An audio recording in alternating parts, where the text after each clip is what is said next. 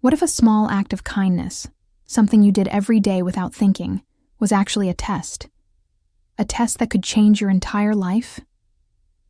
This is the story of Sarah. A single mother. A woman who worked 2 jobs. A woman who had nothing, but still gave everything. And a dying police officer. This story is not about heroes in uniforms.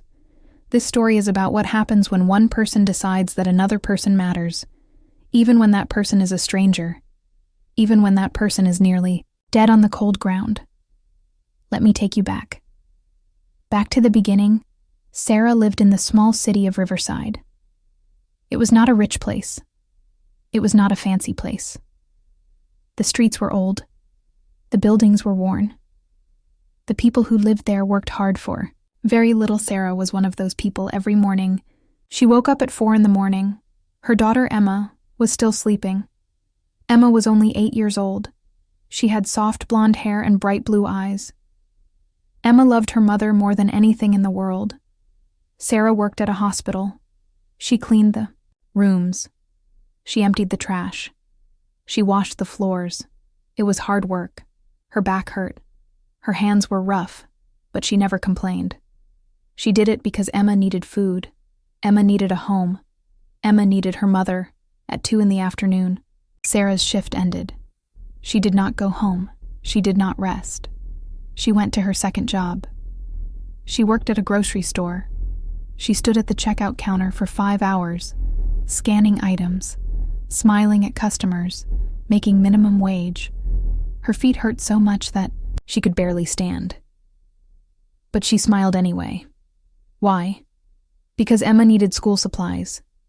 Emma needed new shoes. Emma needed things that a single mother could not easily give. Sarah got home at 9 p.m. Emma was already asleep. Sarah made Emma's lunch for the next day. Then she fell asleep on the old couch. The same couch where she always slept. The same couch where she had slept for 3 years. This was her life. Day after day, the same routine. No vacation, no rest, no help from anyone. But Sarah never felt sad about this. She felt grateful. She had Emma. She had her health. She had a roof over their heads. That was enough. That was more than enough. Emma did not know how hard her mother worked. She did not understand that her mother gave up everything. Children do not understand such things. Emma just knew that her mother loved her, and that was the most important thing in the world. One night, everything changed. It was a Tuesday. Sarah had just finished her second job. It was 9:15 at night. She was walking to her car in the parking lot. The lot was empty. The night was cold. The wind was blowing hard. Sarah was tired. Her eyes were heavy. She wanted to go home and sleep. As she walked, she heard something. A sound. A strange sound, like someone crying, or someone hurt. She stopped and listened. The sound came again. It was coming from behind the building, behind the grocery store, in the dark. Sarah's heart started to beat faster. Should she look? Should she call someone? This was not a safe place. This was a place where bad things could happen. But something inside her told her to look. Something told her that someone needed help. So she walked toward the sound, toward the darkness, toward the unknown. What she found would change everything. There was a man lying on the ground. His uniform was dark. His chest was bleeding. His eyes were half open. He was a police officer. His name was James. Sarah saw him and gasped. She fell to her knees next to him. His face was pale. His breathing was shallow. He was dying. Hey, can you hear me? Sarah's voice was shaking. What happened to you? James tried to speak. His lips moved, but no sound came out. Blood dripped from his mouth. Sarah did not waste any time. She pulled out her phone and called 911. Her hands were shaking, so badly that she could barely hold the phone. She told them about the officer. She told them about the location. She told them to come fast. Then she turned back to James. "Just stay with me, okay? Just stay with me. Help is coming. You are going to be okay. You have to be okay." But Sarah did not know if he would be okay. She did not know if help would come in time. She did not even know what had happened to this man. But she knew that she could not leave him alone. She knew that she had to stay with him. She had to hold his hand. She had to tell him that someone was there, that he was not alone. Why would Sarah do this? Why would she risk her own safety for a stranger? Why would she hold the hand of a dying man? Because that is who she was. Because her heart was made of love. Because she could not do anything else. She knelt there in the cold and dark. She held his hand. She told him stories. She told him that he was strong. She told him that he would survive. She told him that there were people who loved him, people who needed him. She did not know if any of this was true.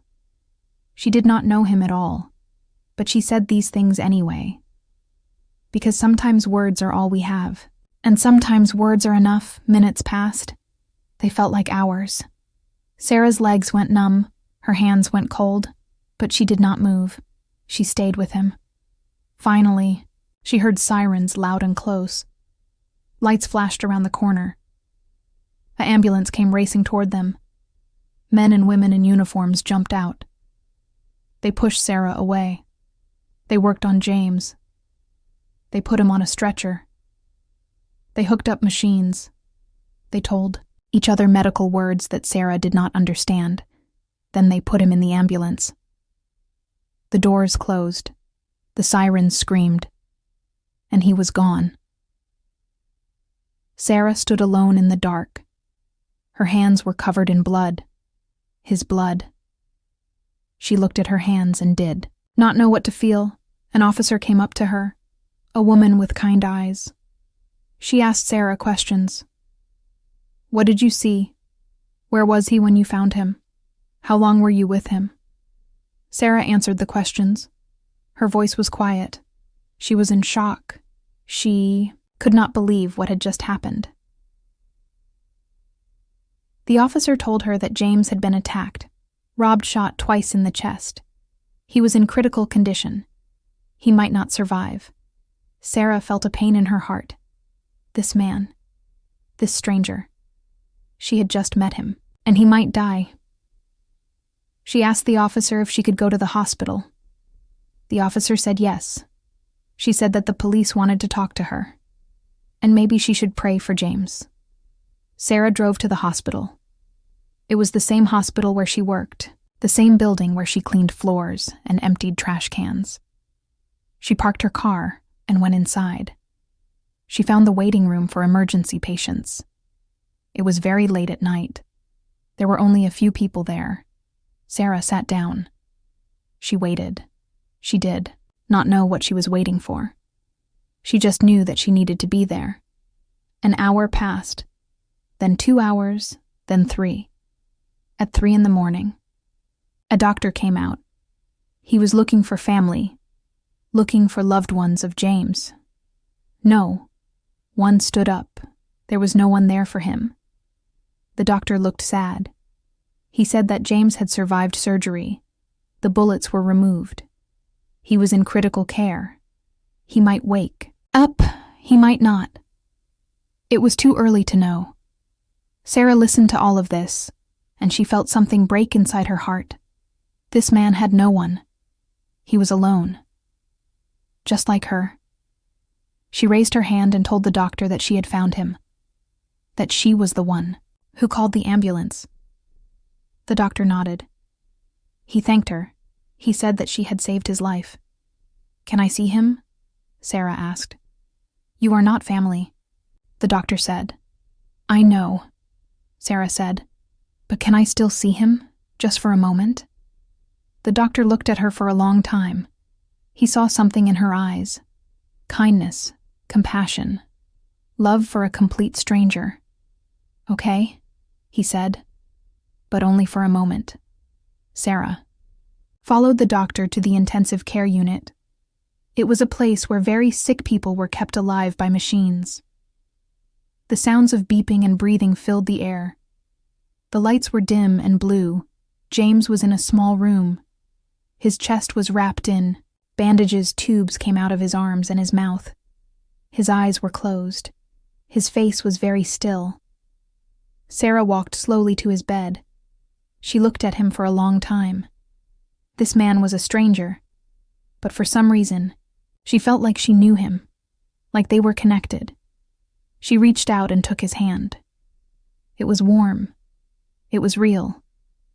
It was alive. "Hi, James," she whispered. "My name is Sarah. I found you tonight. I called the ambulance. I was with you until they came. You are safe now. You are going to be okay."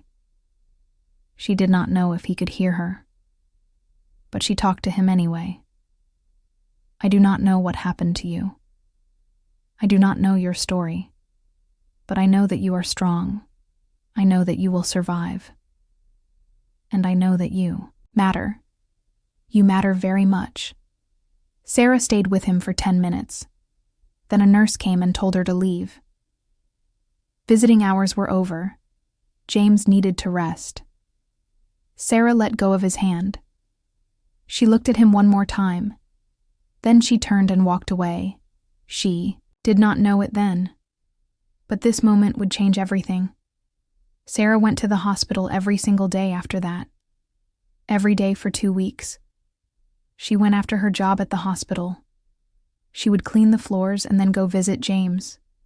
She would sit with him. She would hold his hand. She would talk to him about her day. She told him about Emma. She told him about how smart Emma was. How funny. How brave. She told him about her 2 jobs, about how tired she was, about how much she loved her daughter. She did not know if James could hear her, but she talked to him anyway every day. A nurse would come and smile at Sarah. The nurse knew that Sarah was not family. The nurse knew that Sarah was just a kind woman who cared about a stranger. And so the nurse let her stay.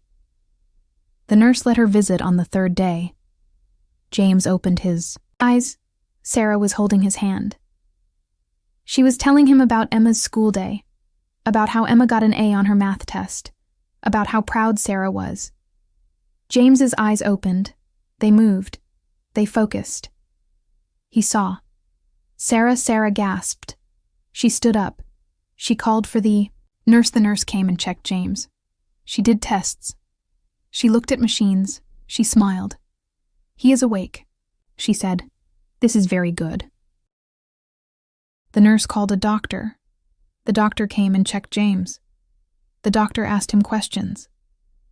"Can you move your fingers? Can you feel your legs? Can you tell me your name?" James answered each question. His voice was weak, but it was there. The doctor said that James was going to survive. He was going to recover. It would take time. It would take physical therapy. But he would walk again. He would talk again. He would live. Sarah heard this, and tears came down her face. She had not cried in years. But now she cried. She cried because James was going to live. Because her act of kindness had mattered. Because she had made a difference. James recovered slowly, very slowly. Each day he got a little stronger. Each day he could move a little more. Sarah visited him every day. She brought him books. She brought him flowers from her small garden. She brought him her homemade soup. She brought him hope one day. James asked her to sit down. He wanted to talk to her. Really talk to her. Why? He asked her. His voice was still weak, but it was getting stronger. "Why did you stay with me that night? I was a stranger. You could have just called the ambulance and left." Sarah thought about this question. It was a good question. Why had she done it? "Because you mattered," Sarah said simply. "Because I could not just leave you alone, because someone had to care. Someone had to stay." But you did not know me, James said. No, Sarah agreed. But I knew that you were a human being, and that was enough. James was quiet for a long time. Then he said something that would change Sarah's life. My parents are dead, he said. I have no brothers or sisters. I have no wife, no children, no one. I have been alone my whole life. I am 40 years old, and I am completely alone. Sarah listened. When I was shot that night, I thought I was going to die. I was scared. I was in pain. And I was alone. I thought that no one would find me. No one would care. I thought I would just die there in the dark. James's eyes filled with tears, but you came. You found me. You stayed with me. You told me that I mattered, and for the first time in my life, I felt like I was not alone. Sarah's heart broke. She had not known James's story. She had not known that he was so alone. She had just acted on instinct. She had just done what her heart told her to do. But now she understood her kindness had done more than save his life. It had given him a reason to live. Sarah kept visiting James. Even after he left the hospital. Even after he went home. James had a small apartment. It was empty. It had no photos on the walls, no books on the shelves. It was like no one actually lived there. Sarah brought Emma to visit. Emma was nervous at first. She had never met a police officer before, but James was kind and gentle. He gave Emma juice and cookies. He asked her questions about school. He listened to her answers. Emma liked him. Sarah could see it. Emma liked this man who had been a stranger. Just weeks ago. Months passed. Sarah and James became friends. Real friends. James started to recover. His body got stronger. He did physical therapy. He went back to work. He returned to being a police officer. But something was different. He was different. He was happier. He smiled now, he laughed. He was alive in a way that he had never been before. He told Sarah that it was because of her. Because she had shown him that life was worth living, because she had shown him that kindness existed. Because she had shown him that he mattered. And Sarah felt grateful. She felt like her hard life, her 2 jobs, her tired days, all of it had led to this moment, led to this friendship, but neither of them knew what was coming next. One day, James asked Sarah to sit down. He had something important to tell her. I have been thinking, he said, about my life, about what I have, about what I want. Sarah waited to hear what he would say. I have money.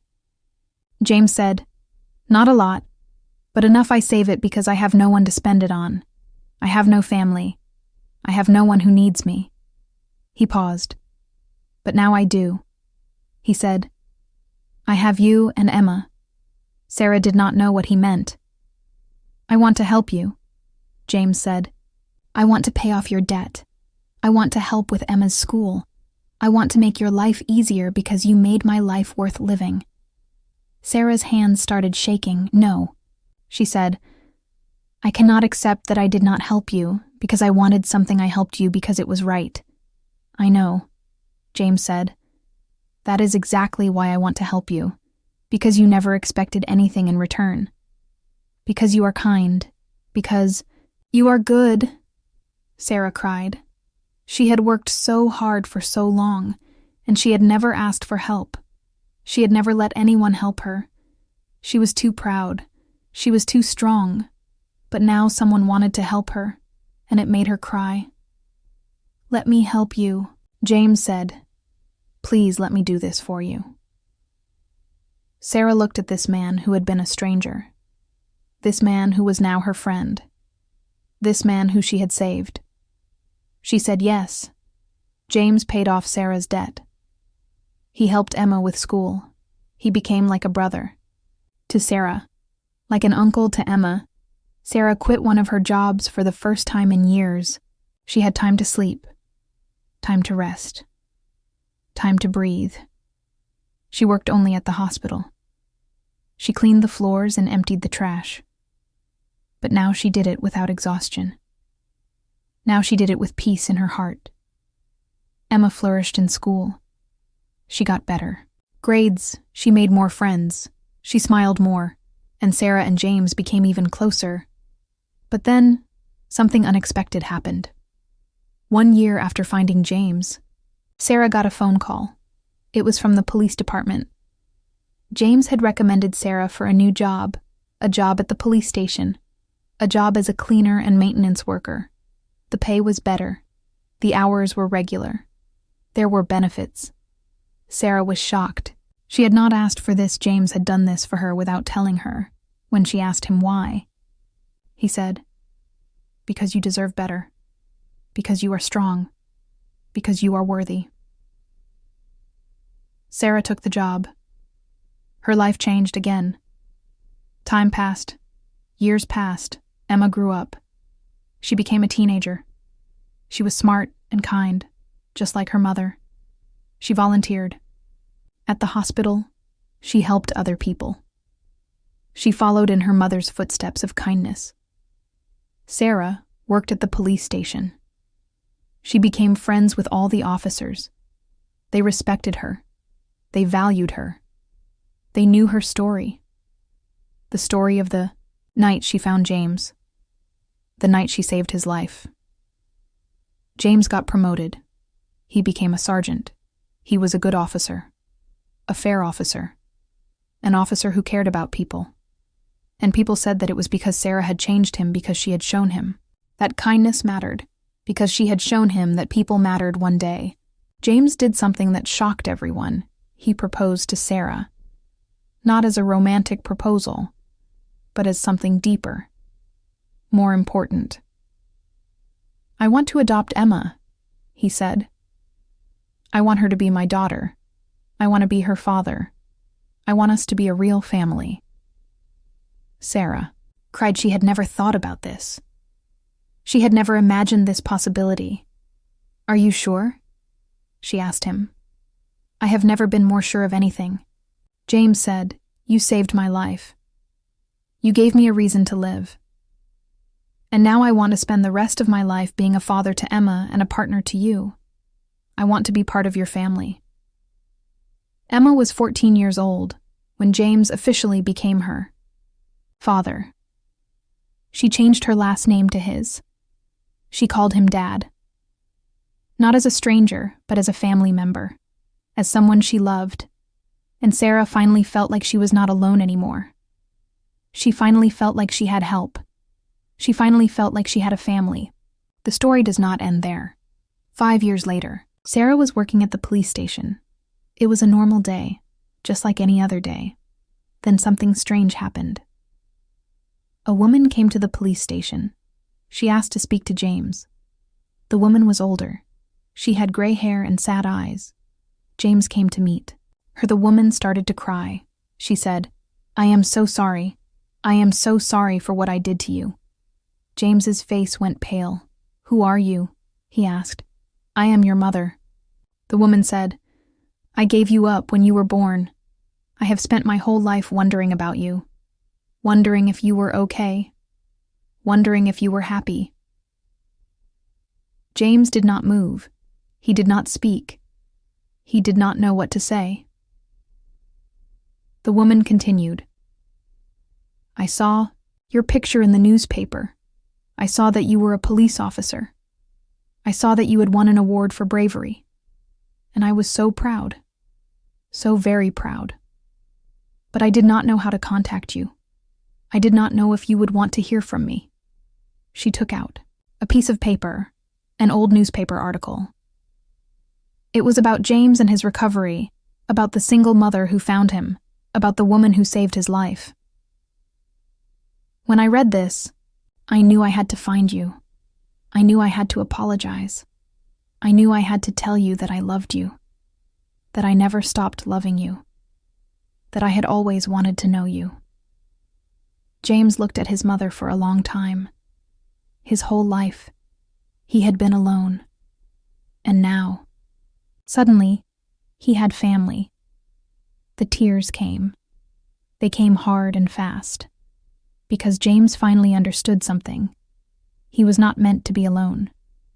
The universe had a plan. Sarah had found him for a reason. And now his mother had found him for a reason. Everything happened for a reason. James invited his mother to his home, to meet Sarah, to meet Emma, to meet his family. His mother cried when she saw Emma.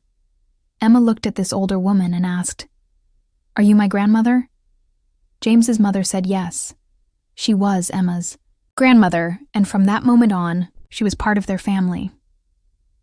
But the final twist had not come yet. James's mother told Sarah something that no one knew, something that she had kept secret for 40 years. When James was a baby, his mother could not care for him. She was poor. She was sick. She could not give him the life he deserved, so she gave him up for adoption. But before she did, she prayed. She prayed that her son would find kindness, that he would find love, that he would find people who cared about him. "I asked God," she told Sarah. "I asked God to send an angel into my son's life, an angel who would show him that he was loved, that he was worthy, that he mattered." Sarah listened, and then you found him. James's mother said to Sarah, "You were that angel. You answered my prayers. You came into his life at the exact moment he needed you most, and you saved him." Sarah cried. She had never thought about it this way. She had never known about James's mother's prayer. But now she understood everything that happened. Everything that she had done. All of it was connected. All of it mattered. The story of Sarah and James became famous in their small city of Riverside, a single mother, a dying police officer, a moment of kindness that changed everything. Reporters wanted to interview them. News channels wanted to film them. People wanted to hear their story. And Sarah told the story. She told people about that night. She told people about how she found James, how she held his hand, how she stayed with him, and people listened. People cried. People understood because her story was not really about a single mother and a police officer. It was about kindness. It was about compassion. It was about doing the right thing when no one is watching, when no one will reward you, when no one will even know. Sarah continued to work at the police station, but now she mentored young women. She told them her story. She told them that kindness matters. That one act of kindness can change a life. Emma became a social worker. She helps people in crisis. She helps people who are alone. She follows in her mother's footsteps. She carries on her mother's legacy of love. James became even more dedicated to his work as a police officer. But he also started a foundation to help women like Sarah, women who work 2 jobs. Women who have nothing but still give everything, women who need help but never ask. And James's mother found peace. She found the son she had lost. She found the family she had always dreamed of. She found redemption. Years passed. Emma grew up and had her own children. Sarah and James became grandparents one day. When Emma was a mother herself, she asked her mother a question.